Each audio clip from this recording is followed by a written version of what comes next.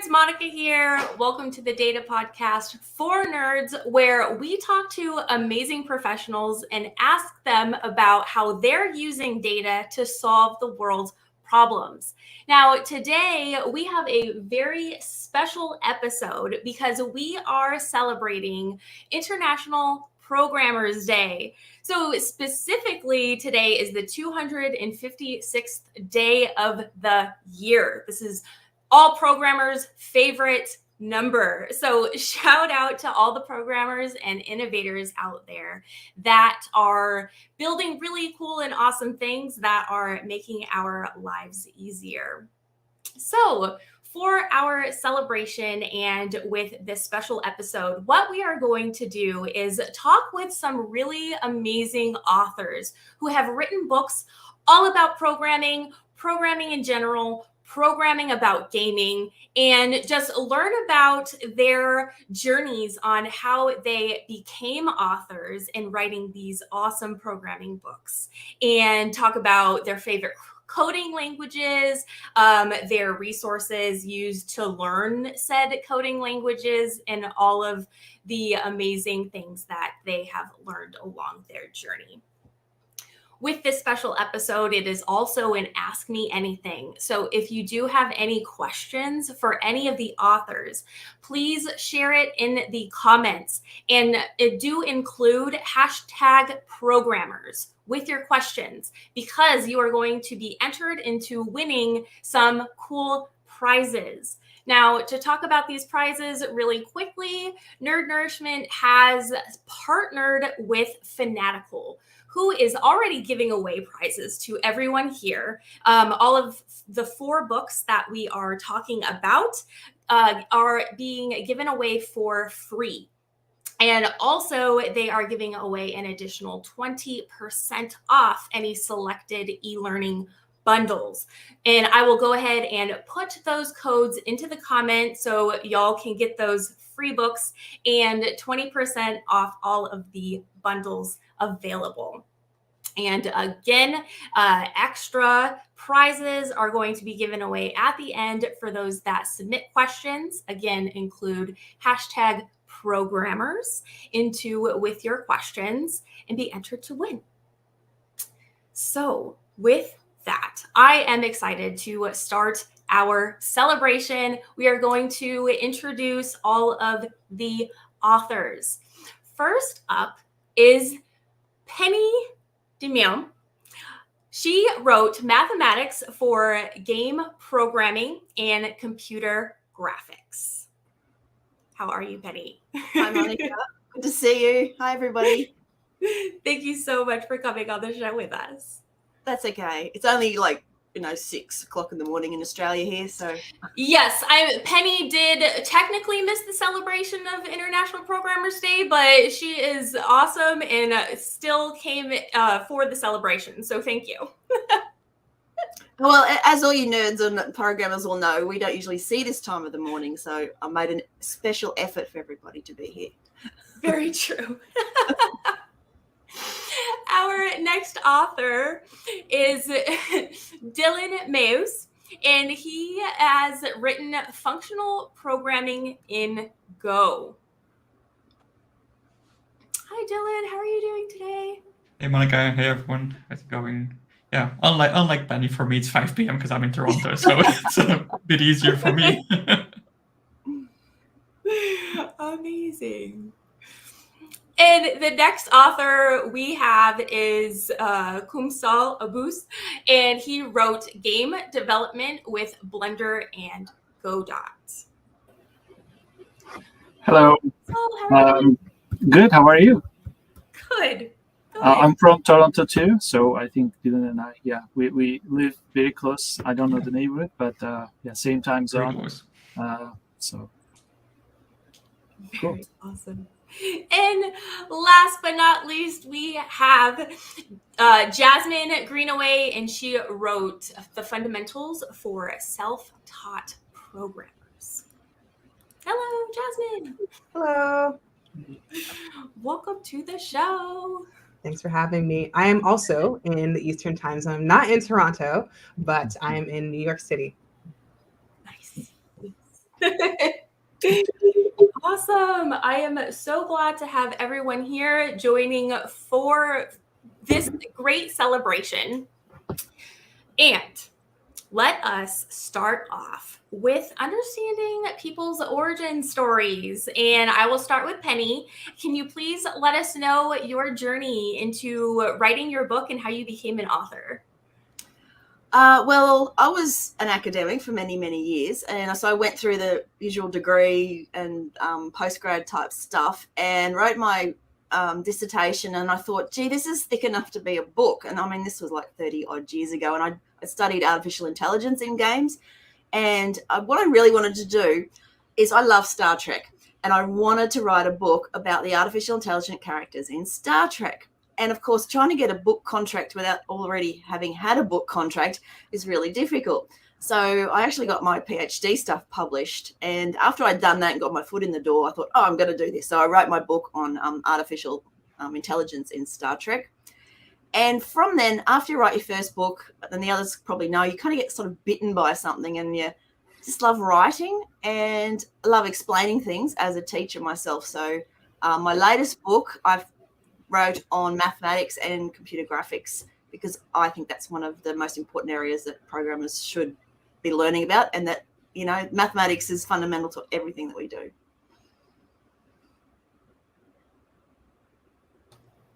Absolutely. Math for the win. Up next, how about Dylan? What is your origin story? Sure. So for me, I think like I started blogging, like writing blogs about 15-ish years ago at this point. So I come from it from like the perspective of I enjoy teaching others about code. Myself, I think it's an amazing thing to know, and it's great to be able to teach that to others. Also, when you like want to teach something, you really have to understand it. So you force yourself to go deeper in the material, which in itself benefits you and it benefits others. But yeah, over time, I really became interested in functional programming, which is, let's say, not the mainstream, right? And also became interested in Go, which is also not the mainstream. And at some point, I thought, hey, those two actually are a pretty good mix.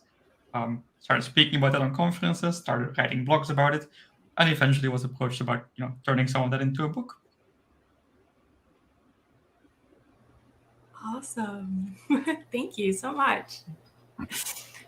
How about you, Kumsal? What is your background origin story? I grew up in Turkey. My parents are teachers. They are retired now, but I always had this desire to teach other people. I don't know. I have a professorial style, people tell me often. I mean, I've written occasional blog posts here and there, both in Turkey and Canada. I never really was interested in writing a book, but I think when I was live streaming my game projects, and I was doing Blender and Godot stuff, and some of these live streams were on LinkedIn, and I think that got PACT's attention. So they reached out to me and asked me if I would be interested in writing a game development book, which was really not something I really had planned. So that's how it happened. I might maybe write another one in the future, but I kind of find time being a big factor in keep doing it. So that's my background. Amazing. And I am just looking up here. Is this pronounced Godot? Did I pronounce this wrong? Yeah, that's just a really big in different I pronounce a lot of things wrong. My apologies. You might be shunned in some circles. It's either Godot or Godot, yes, I saw. It's all over the place. I think officially they settled on Godot. Godot, okay. But it's like whichever way you like it. Okay.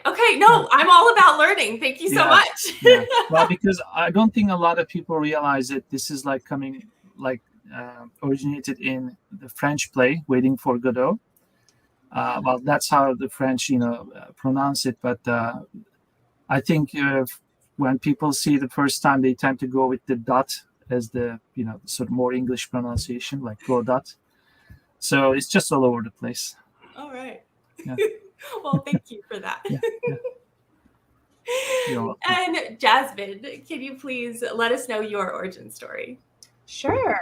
So my origin story actually goes back maybe quite a few years.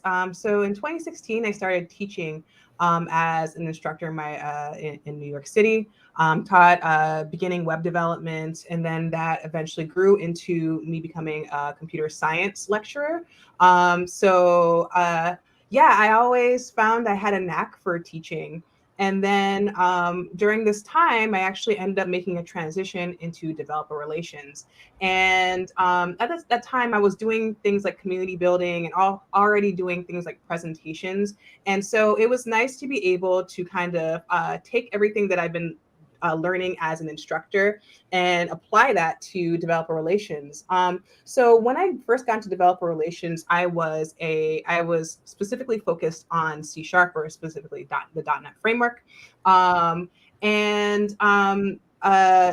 approached me about doing a book on C#.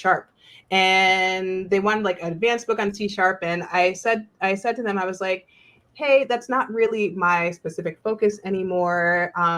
Here, I'd like to pitch something to you based on my experience as an instructor. And they were like, yeah, let's go for it. And so, the way that I really approached it was kind of thinking about the things that I would have wanted to know as a beginning programmer. Awesome. So I just want to put as a reminder, if anybody does have any questions that they would like to ask any of these authors, please submit them in the chat, and don't forget to include #programmers to win some cool prizes. So my first question, as I always like to learn things, is what was is your favorite coding language, and what was your approach to learning that coding language? And we'll go ahead and start with Penny. Okay. I've never been asked that before. Isn't that an interesting question? I guess I would say C was probably, because that's the first language I kind of learnt in an official capacity. But I'm currently ever since I started using the Unity game engine, been using C#. So it's not a big leap. So my approach to learning programming language is to jump in and do it, is to think, oh, I'd like to make this project, and just do it and start with whatever I do know. And then when I get stuck, just start Googling it to find out. I guess if you don't know any programming languages at all, it always helps to find a good book, hence all of us here, to go through the instructions of that, where you learn all the basics that you need to know. But I always tell my students that once you've learnt one language, you can jump into any of the others, because computer science and the way that the computer works and you interact with it, it's all the same. So, and even if you look at languages side by side, they're very similar. So just do it. Yeah, that's my advice. Love it. Just do it. How about you, Dylan? Yeah, I'm going to second everything that Penny was saying. I think being hands-on and actually getting either a project to do or just small, like GitHub, look for an open source project, see if you can learn from them and contribute to it. But yeah, especially for me, I still like either getting a book or the documentation of a new programming language, for example. What I like to do is recreate something I already know. I don't think it's a good idea personally to, while learning a new programming language or a new methodology, for example. So like the typical thing you see online is, hey, build a to-do application, right? You might build 20 of those, but being able to build it first in Go, then in Java, then in Haskell, like crossing paradigms, you'll be able to kind of get a feel for what the difference really is in the languages. So yeah, build something that you already understand the domain of, and then focus on learning the language and the framework, methodology, whatever it is. Great advice. How about you, Kumsal? Okay. I think the first language I used was BASIC when I was 8 years old. But maybe more serious to see in university. And I actually specifically wanted to learn that because I figured out that the language structure was similar to JavaScript, although the syntax it is more or less the same. The domain is different, but I thought I would benefit from learning C. because I think I quickly decided that the computer science program was more about the science of building computers than programming. So and around that time, I'm talking about late 90s, early 2000s, internet was gonna become the next big thing, and I thought, well, let's get going with that. And the language of web back then, I thought might be JavaScript. Some of us may be old enough to remember that we had to write 2 different styles of JavaScript for different browsers. There weren't that many books back then, so that was like the choice of medium.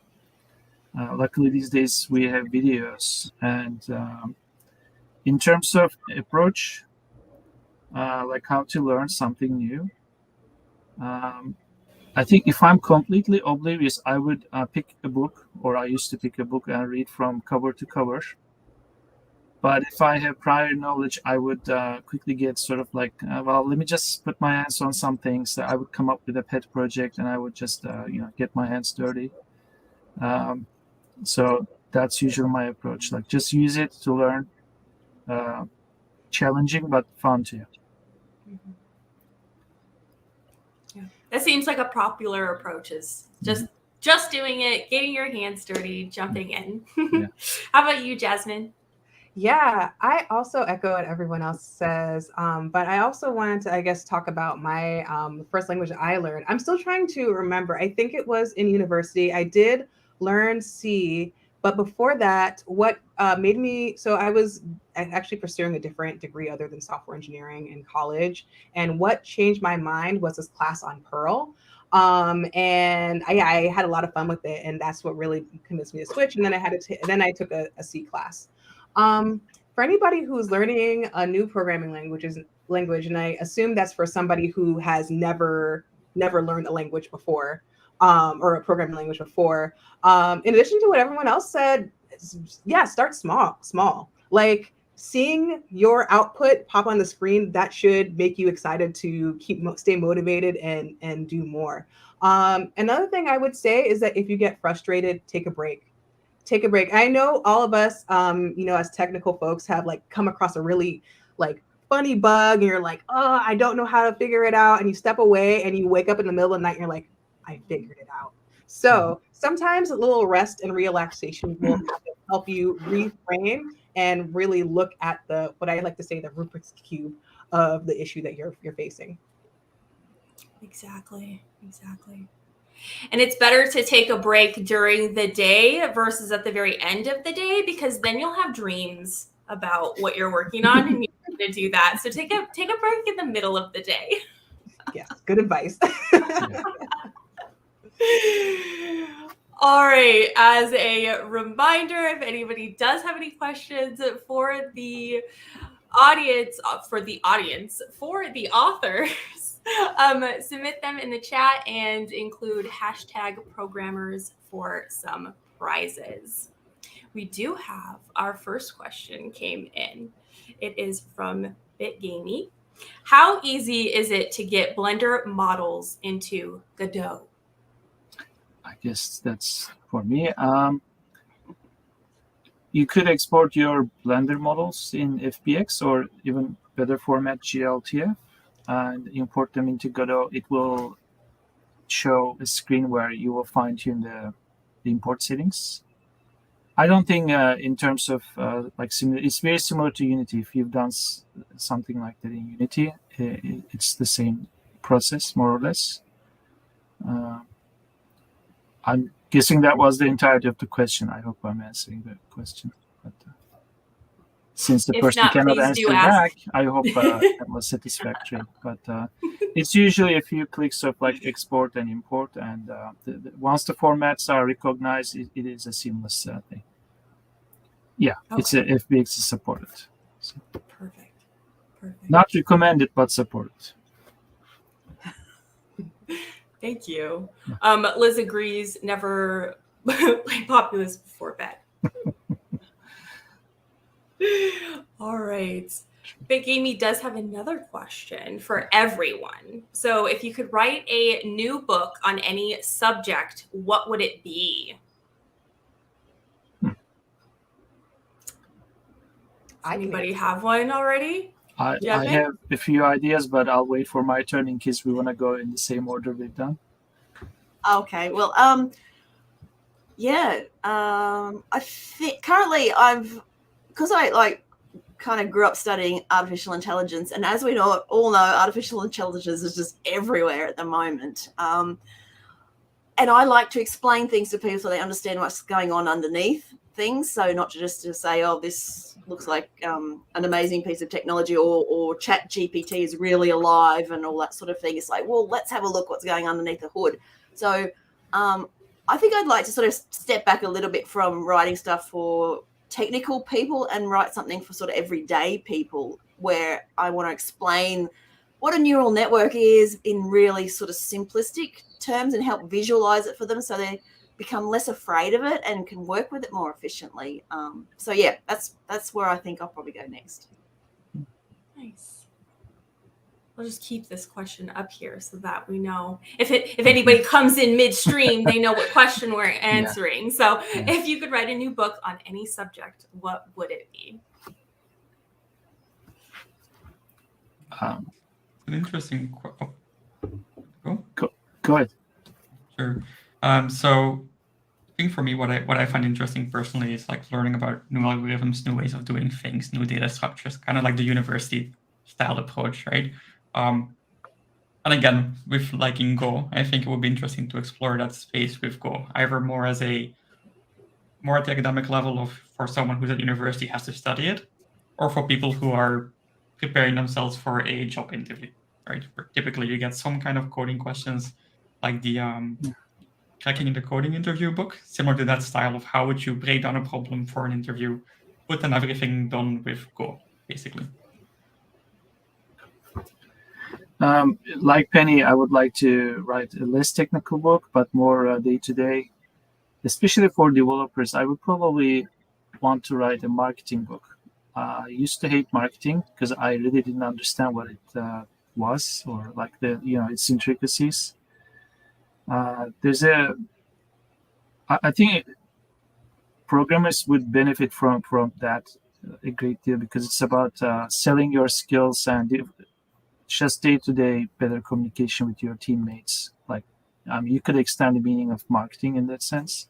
It's not necessarily selling a product, but presenting what you have and what you think others could benefit from what you have. So I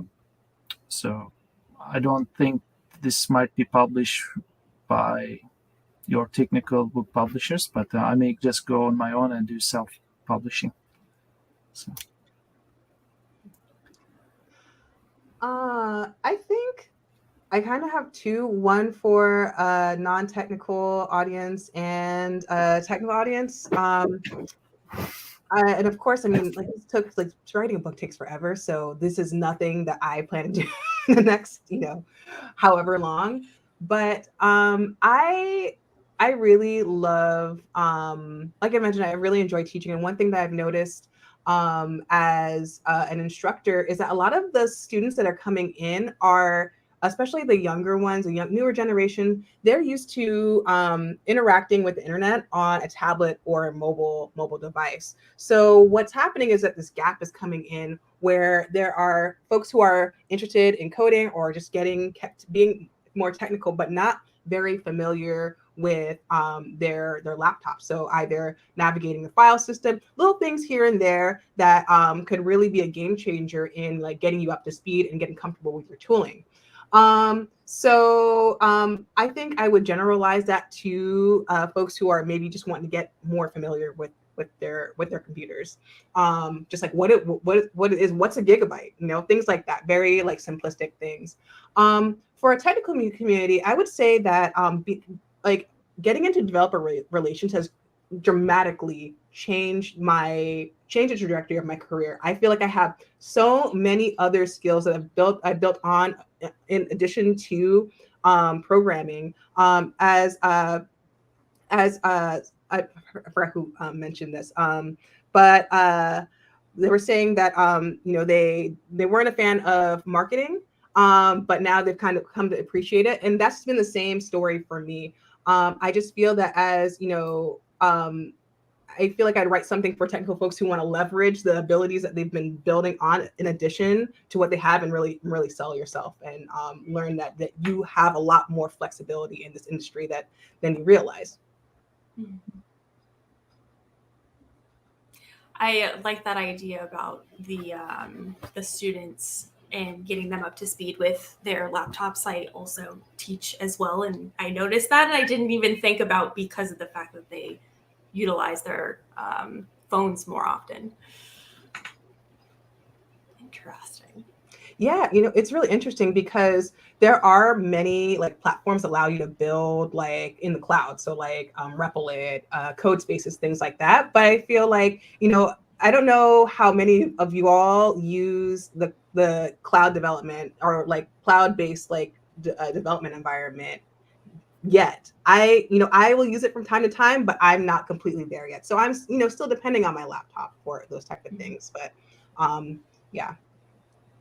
Yeah, it's an interesting point. Like actually for writing the book, I wrote it all on the iPad. Decided to try like, hey, can I write it on the iPad? And then you don't really have decent editors, so you'll be SSHing into an EC2 instance in my case, and doing everything like that, which it worked. It's not too user friendly yet, but yeah, it does work.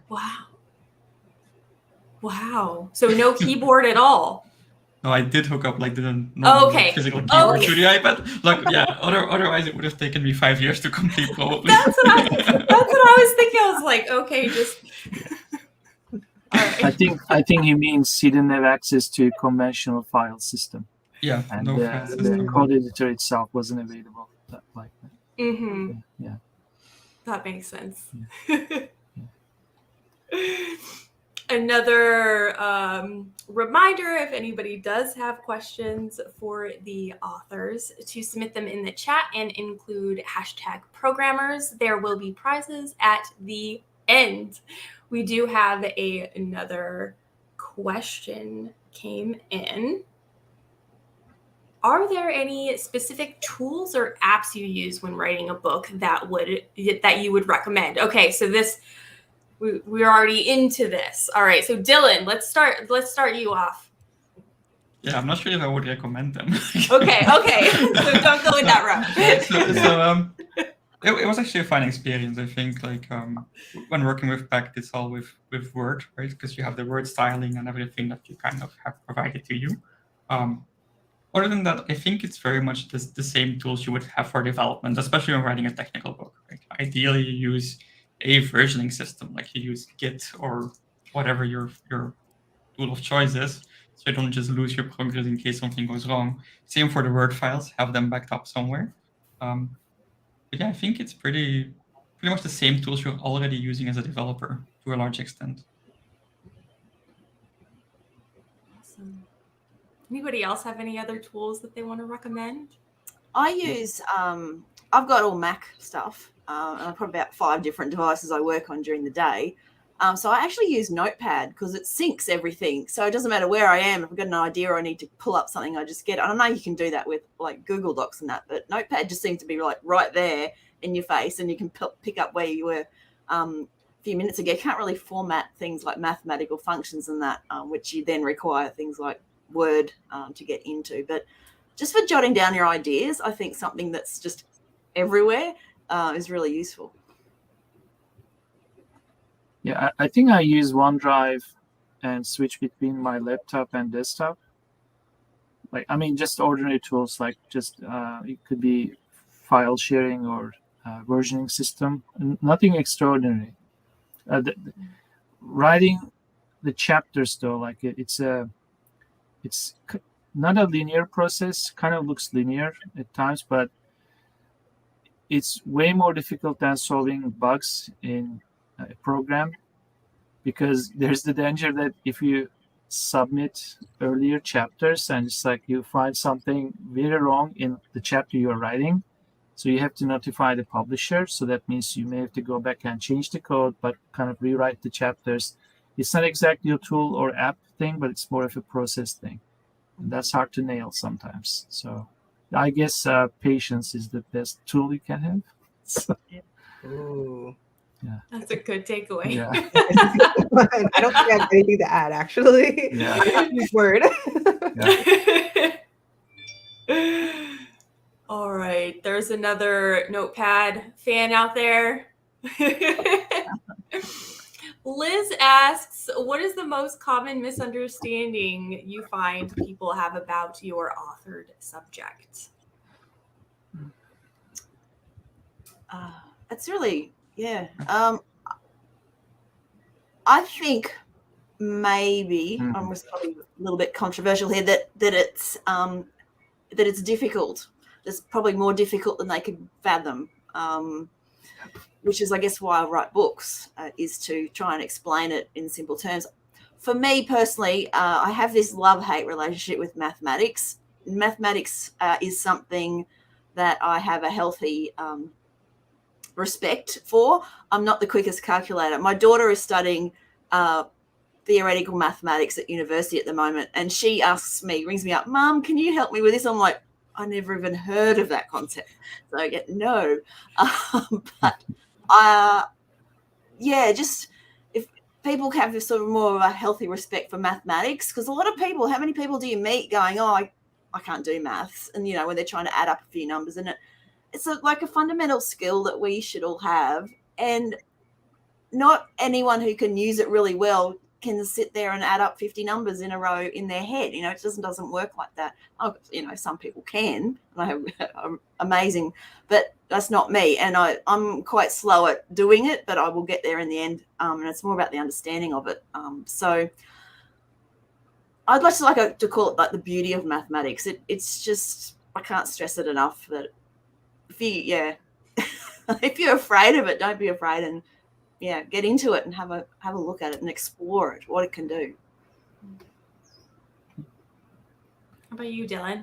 I was going to say pretty much the same thing, actually. Like, when you talk about functional programming, people think it's difficult or too theoretical and not, let's say, useful in practice, right? That's at least a common sentiment you hear. It does fluctuate. Like, it's cyclical, right? Like 60s, it was all functional, and then kind of went out of fashion, and then now it's back, but it's hidden because C# has a lot of the concepts, but they don't call it functional programming, right? So it is cyclical. When you say functional programming, kind of scares people sometimes in some way.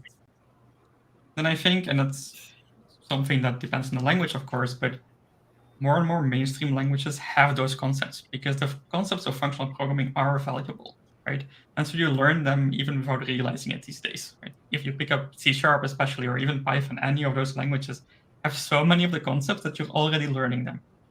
And it is true, you can go way into like the functional programming stuff, really go deep in monads and everything else that is pretty theoretical and maybe less applicable. There's a whole bunch of stuff that you can actually use in your day-to-day life, or at least in your life as a programmer.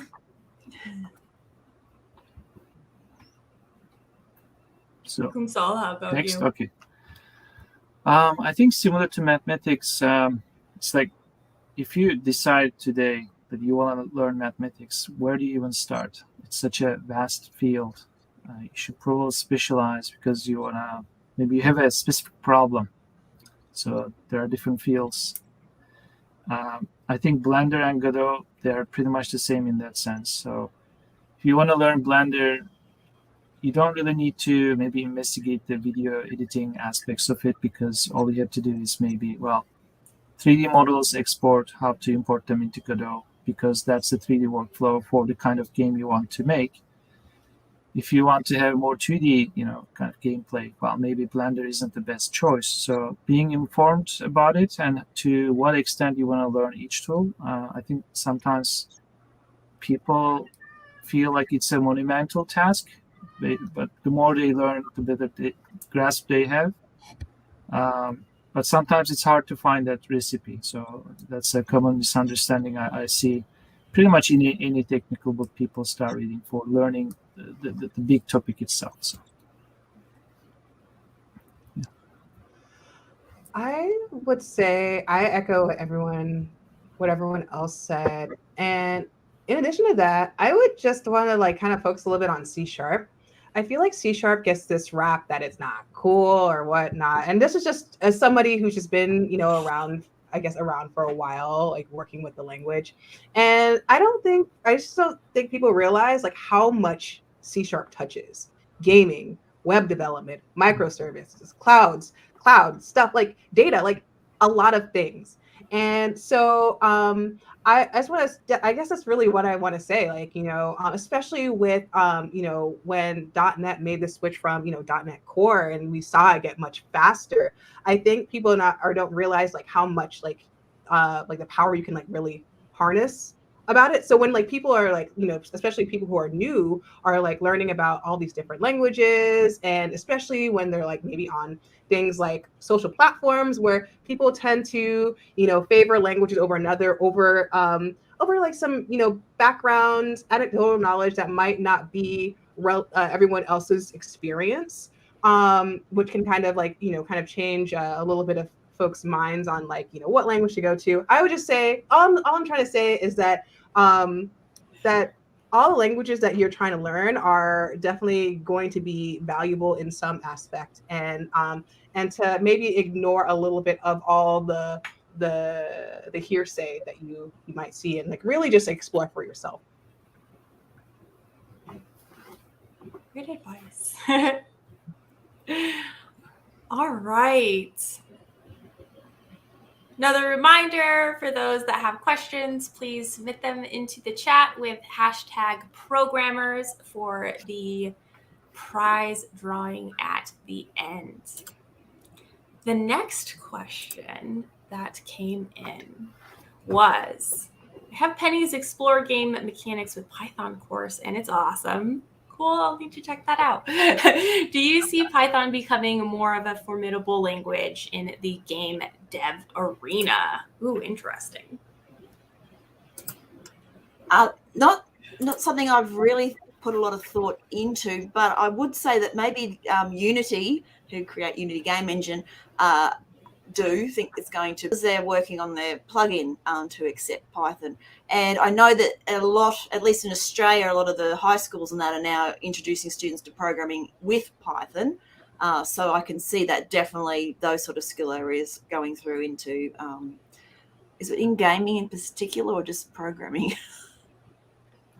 Game dev arena. So yeah. I mean, why not? We probably never thought when we were learning C++ that C# was going to be in the game dev arena. So yeah, Never say never. Yep. Yeah. That's my go-to a lot of times too, is why not? Sure. Anybody else have a take on the Python game dev arena? Godot's scripting language, GDScript, is very much like Python. So if anyone has Python background, that might be a smooth transition.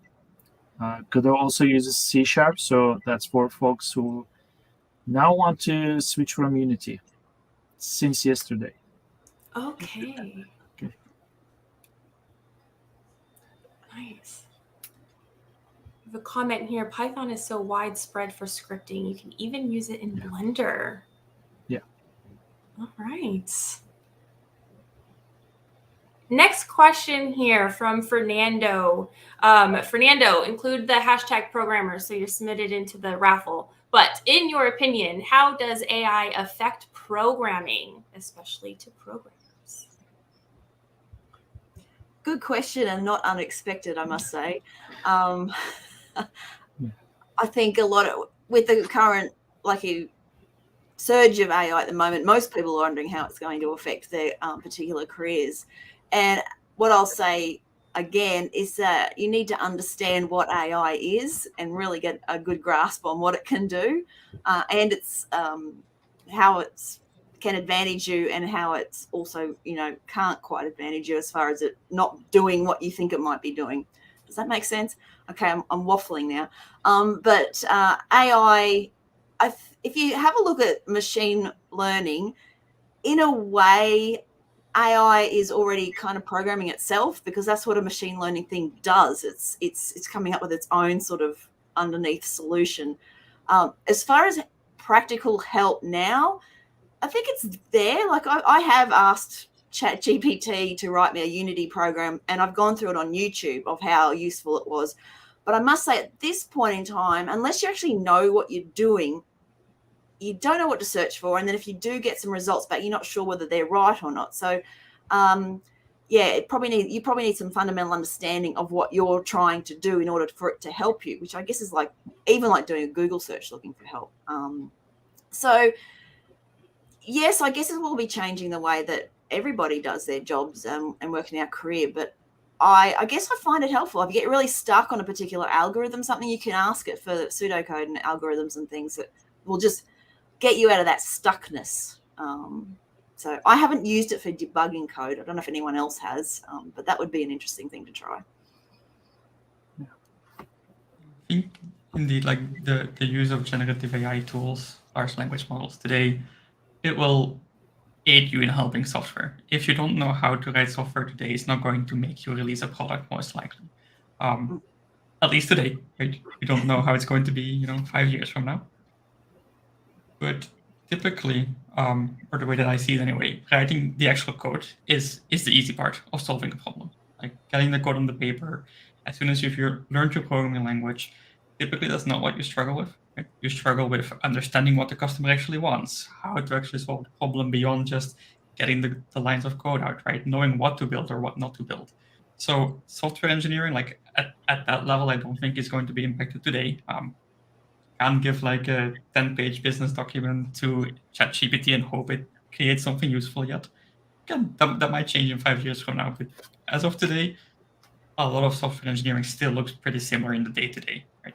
Again, as Penny said, you might ask it a few questions, but designing the system and largely implementation is still going to be up to you today. So I agree with what Penny said, that it's a great tool to help you in what you want to do. If you know what you are doing, I usually see it as a nail gun. Like you could use a hammer and position the nail, but if you know where to put the nails, you could use a nail gun and get the job done faster. But if you miss the fundamental training, you're not going to understand the context why the piece of code is useful. Also, not like completely miss the point that piece of code is maybe the most useless thing. And I think there's a bit of danger there too, because over time, I believe there will be some kind of convergence, that the solutions that will be output will be the same kind of solution offered over and over again, that people will not question whether there is a better, much more performant, or like this context is not exactly what the machine is really understanding. So if you miss the nuances, you got a solution, but maybe not the best solution. So over time, if people stop questioning the efficacy of the results they get from AI, I see that as a potential danger. But it's a very useful tool for the time being. I mean, I agree with everyone else. Same as my last question. Same as my last answer. I agree with everyone. I see programming or AI as a tool, especially for programmers. And to answer Penny's question, I have used AI to debug something. It was a Excel script I was trying, or Excel formula I was trying to put together. And so I threw it in ChatGPT and asked it to debug it for me, and it was pretty helpful. I have seen other people talk about it, and I actually have seen YouTubes come up on my feed saying how to debug, and I just haven't watched it. But yeah, I should do that. Yeah, interesting. Thank you, Fernando, for the question. Remember, again, enter hashtag programmers into the chat so you're entered to win the prize for that question. Liz has something about ChatGPT saying that it has a habit of throwing bad code, but GitHub thing seems a bit more reliable. Interesting. Oh, Liz must be talking about GitHub Copilot. Okay. Yeah. Okay. Yeah, it's a cool tool. It's definitely a very cool tool. Nice. Oh, yep. She said that's it. Yep. All right. Next question from Liz. If you were all to collaborate on a project, what do you think it would be? I like this one. Interesting. So I have a follow-up question. If we come up with a solution right now, who's going to fund it? Okay. Everybody's getting started right now. Is that what's happening? So, I mean, if we are going to get serious and come up with the most brilliant idea, I want it to get funded. So, Spoken like a true academic, are you? yeah. So we have Go, right? Functional programming. We have mathematics, the whole specialization and the computer science aspect. We have C# and I forgot the full name of your book. Sorry. Jasmine, your book's full name. Fundamentals for Mhm. So Honestly, maybe some kind of gamification project for like teaching the basics of programming, and maybe the code basics. It touches on functional programming as well. There's mathematics. I can see that as like all of us getting together and collaborating. It's the intersection there. Yeah.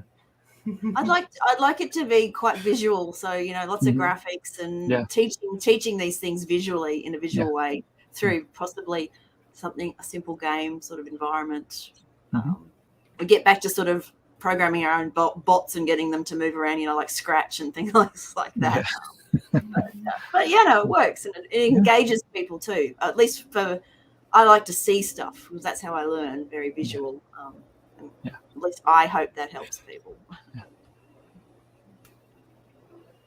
I agree. I would love to. I love video games in general, so I would love to build a game. Yeah, I don't think the functional programming might be too useful there. Like maybe a reason is not to use functional programming when trying to do something performant, but apart from that, I think a game is what we kind of have in common. Yeah. And hands up, everybody, who's got time for this project? That's the other key question for sure. Nice. All right. Well, I think this is a really great last question. We are coming up. Since you are all in the education field, do you have online courses too, or just books? Where else can people find you and or follow you to get into your stuff? I have about 30 courses that I've done now over the last 5 years. Started out on Udemy. I'm still on Udemy, and all my courses are there. They're mostly, I think they're almost all Unity. There's a few others in there, and so that's just basic game development for newbies, AI, game characters, and things like that. But I also have my own website, which is h3dlearn.com. where I've got all my courses as well. So that's kind of my passion, I guess, is the online courses. Amazing. How about you, Dylan? Yeah, for me, it's the book, and I still try to blog at times. I still have a blog that's somewhat active, focused mostly on using Go for audio generation, like digital signal processing in general. But again, quite niche. But yeah, there is a blog out there. First name, last name, github.io. I have a Udemy course on Godot. It's like using UI parts of Godot, and I occasionally write articles on LinkedIn and a few Godot tutorials on my YouTube channel. So that's other than just one book that I have. Jasmine? For me, I think the best place is to follow me is LinkedIn. I haven't done a lot of external videos or anything like that on like representing myself. I do as in developer relations through Microsoft, so you can definitely follow me through there. But I hope to do some more stuff, on my own. I would love to bring what I teach in class to YouTube and things like that. So it's aspiration of mine. So LinkedIn is probably the best place for now. Perfect. All right. Well, that does look like the last question from the audience. To wrap things up, are there any other last-minute tips, resources, or advice anybody would like to share with the listeners?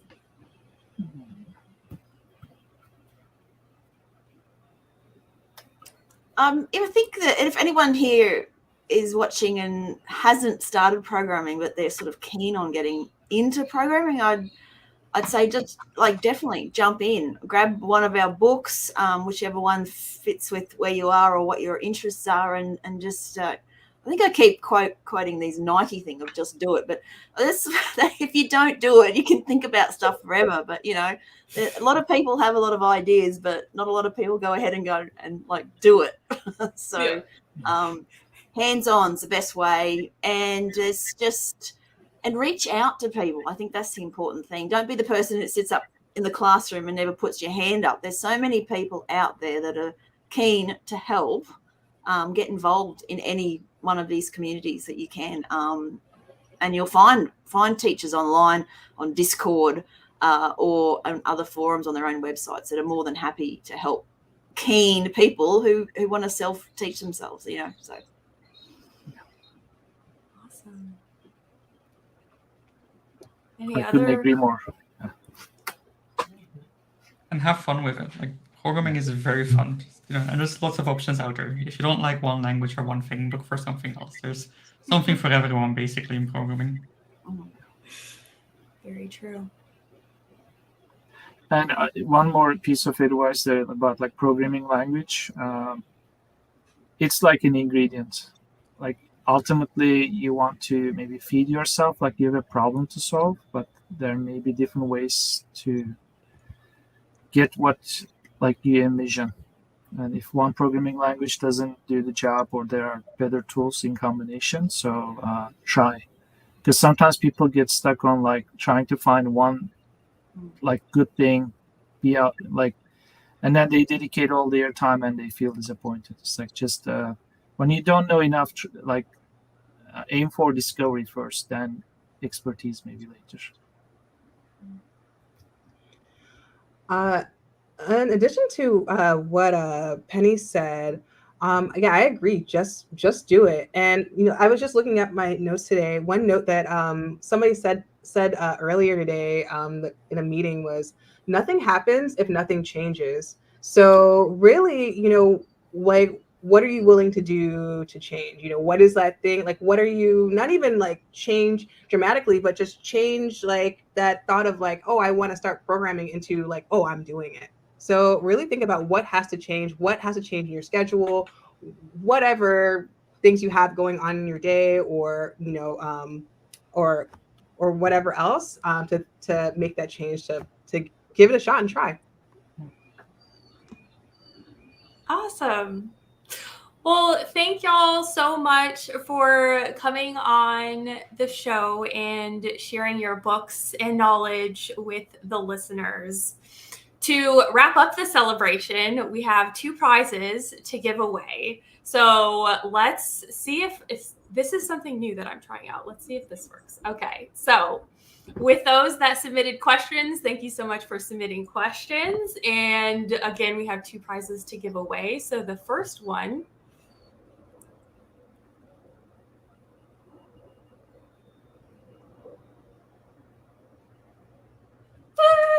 I'm not even going to try to pronounce that one, but congratulations.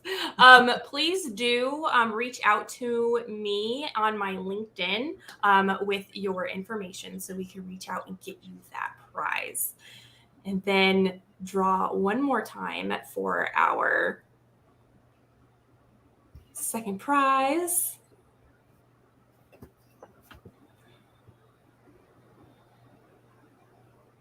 Fernando! All right. Congratulations to the winner. Again, Fernando, please reach out to me on my LinkedIn. And I'll send my LinkedIn in the comments too. Yeah, with your information so we can get you the prizes. So again, thank you to the wonderful authors that came on the show. And as always, folks, happy learning. Thank you. Thank you. Thank you very much.